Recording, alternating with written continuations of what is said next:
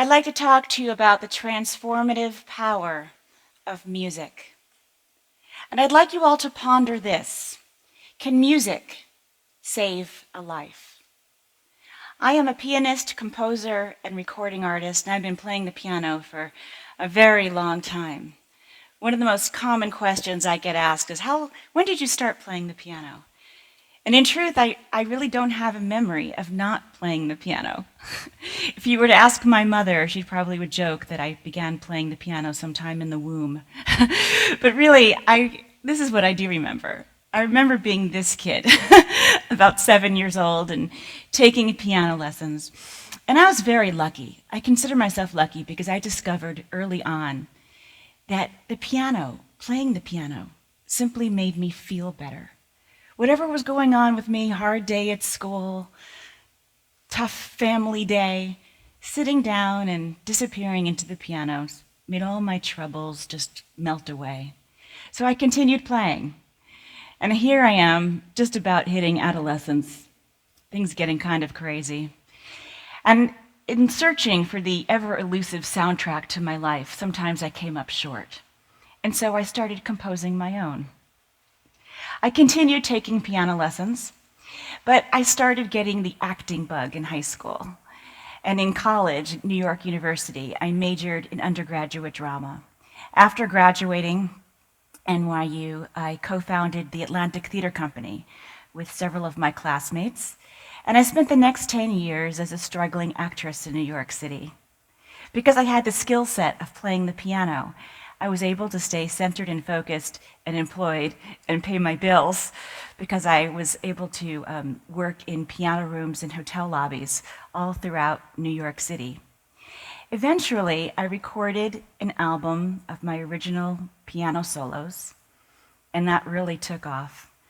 And that launched my career as a recording artist and a touring artist. And here I am performing at my Carnegie Hall debut in 1997. I love writing the soundtrack to my life. And while I've never become a household name or wildly famous, it does give me a certain amount of satisfaction to know that my music has provided the soundtrack to so many other people's life cycle events. My music has accompanied couples down the aisle, has lulled babies to sleep, has helped families in mourning, and I've heard from a number of graduate students studying for the bar exam that my music has kept them company late into the night. It wasn't until September of 1998, in a life-changing, very scary, and tragic incident, that I realized that music had even more power than I had ever realized. I was pregnant with twin girls.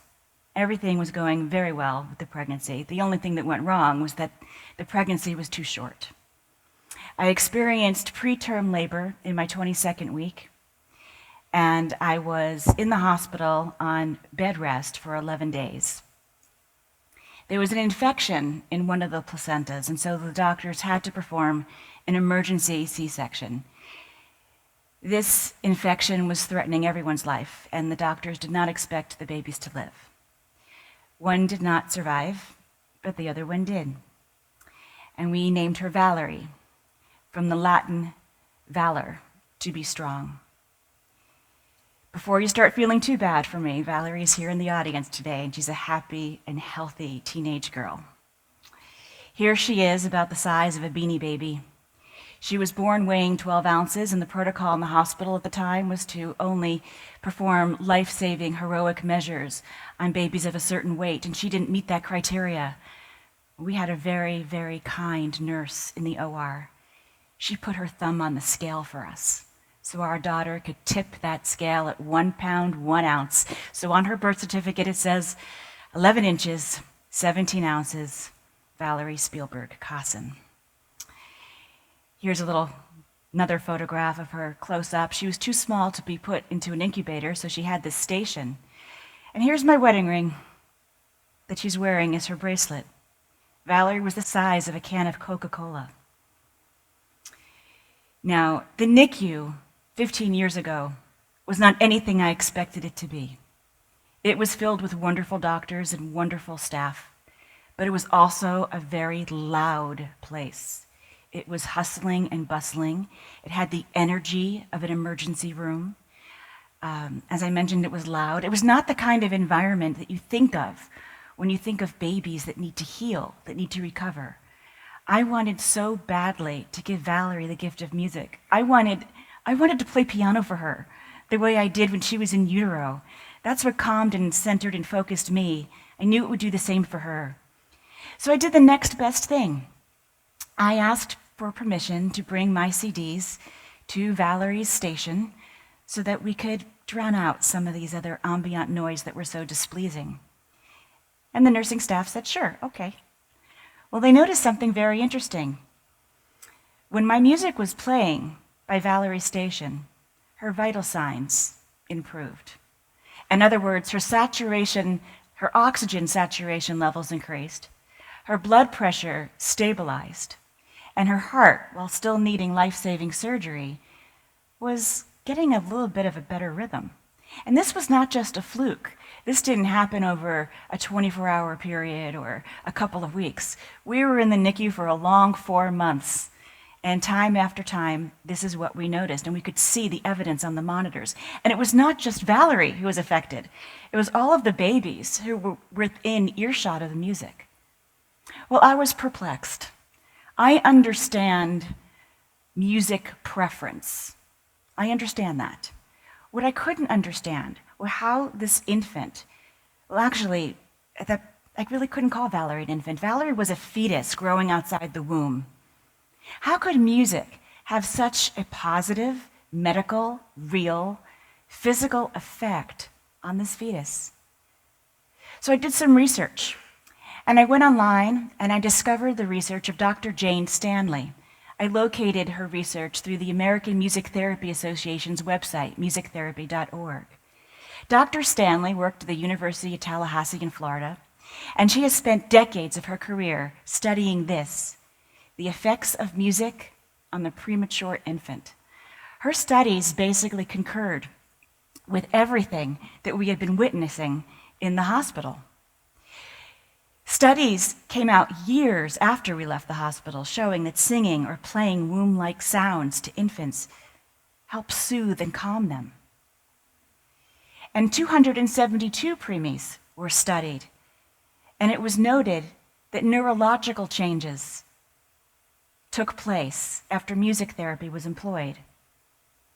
Valerie came home, years went by, and we continued to play music, sing music, and incorporate music in her daily life. Because micro-preemies like Valerie are subject to a myriad of learning disabilities, delays, and medical conditions, we thought it was important to continue whatever we were doing with music as other conditions presented themselves. One thing that presented itself rather early in elementary school was a condition that showed us that Valerie had difficulty with her short-term memory.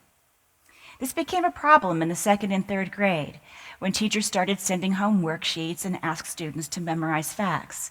I remember one of her first tests was on the definitions of some very simple health terms: vaccine, thermometer, germ. She was to define all of these terms and be able to answer them on a test. However, when I was studying with Valerie and helping her learn in the way I learned, and probably many of you have learned, Valerie was unable to repeat back the answers, and she was unable to remember them. I was getting pretty frustrated. I said, Valerie, what is a vaccine? We've gone over this so many times. She said, I'm sorry, Mommy, I don't know. In my frustration, I just started to do what I do naturally. I turned to music, and I said, Valerie, a vaccine is a shot the doctor gives you so the germs don't get you sick. A vaccine is a shot the doctor gives you so the germs don't get you sick. Now, that was over 9 years ago, and I still remember it. And you can rest assured that Valerie did too. And she went from a C student to an A student. I grabbed all of her curricula. I started setting all of her social studies, all of her science, all of her history to music. And I cannot tell you the joy that my husband and I experienced when we went to parent-teacher conferences. And we saw their faces, and they said to us, "Wow, Valerie went from being such an anxious little girl to so calm and relaxed." And I said, "How could you tell?" And they said, "Well, she takes an exam and she just sings her way right through the test." We were so excited about that. Valerie started taking percussion lessons as well. Not only did, with music lessons, her dexterity improve, but her sense of rhythm. And when you think about it, it makes sense. We have so much rhythm in our daily lives, right? There's the rhythm of waking up in the morning and getting prepared for work or for school and packing our backpacks and getting our lunch prepared. And incorporating rhythm in a music kind of way just helped reinforce all of the rhythms of Valerie's day-to-day activities and helped her a great deal. When students have music in school, their brain stems are more robust. And when rhythm is introduced, it is true, they do a bit better in school, and their rhythms in their lives are accompanied by the rhythms in the music. Now, this is not a brand new idea. As early as post-World War II, nurses noticed that veterans were faster to get up on their feet and get better when big band music was playing. And no wonder. Music does not just exercise one part of our brain. It kind of lights up all of our brain. There's not one area of our brain that we could say, this area is the music area of our brain. The way we could say this is the speech area of our brain. Music lights up all of our brain, and it's really, really good for us. A few years ago, I was on tour in rural Missouri. And as I often do, I stopped by a nursing home to visit with patients and play piano. I usually love these jobs because these little side gigs, they're kind of volunteer gigs that I do under the radar. And they're fun to do because I love a good Broadway show tune. And I love being able to introduce and reintroduce the music of yesteryear to the elderly. It really brightens their day. So I had my whole bag of tricks with me. I had a big fake book along with me. I had all kinds of ideas. I thought, well, maybe I'll play Name That Tune.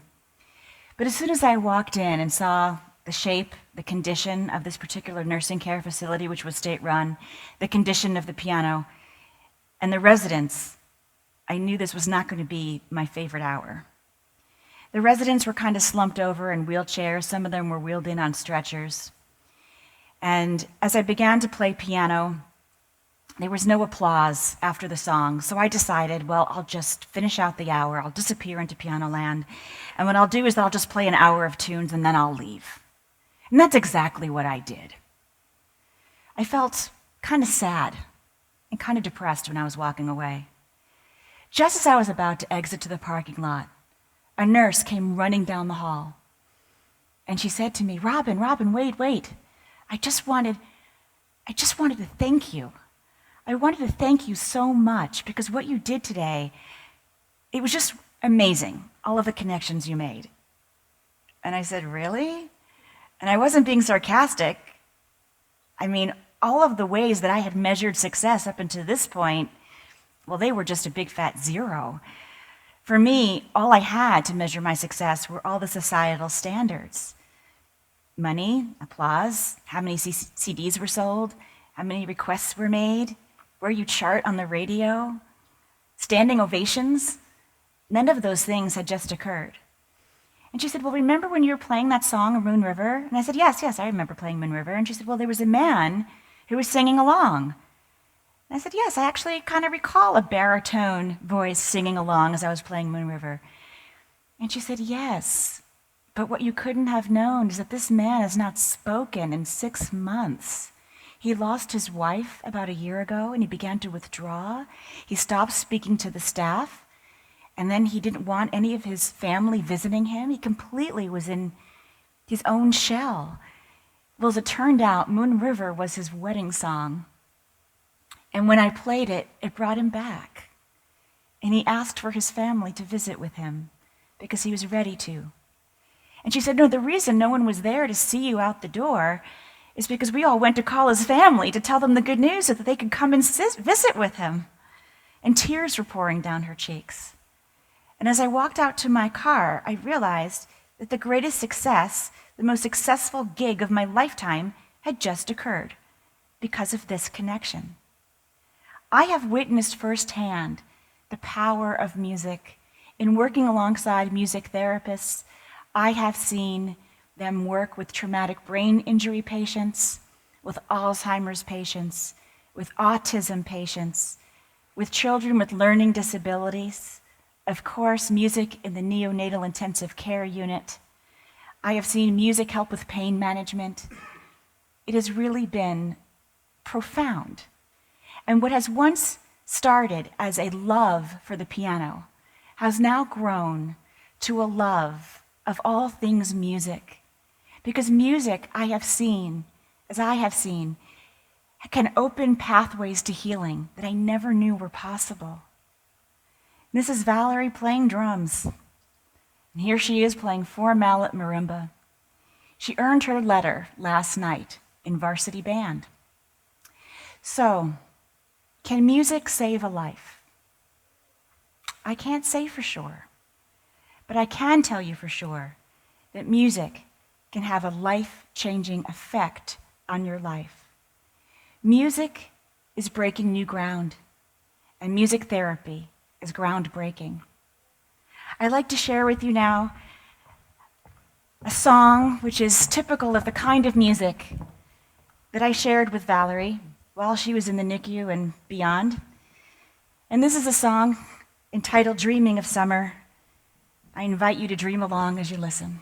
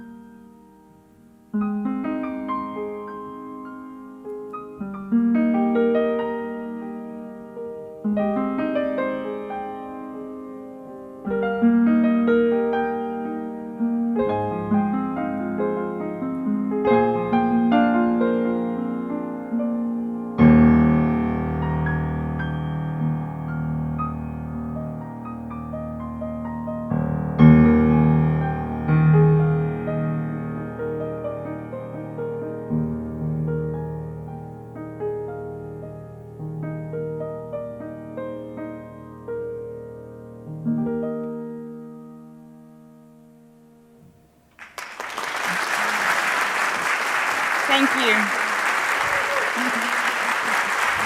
Thank you.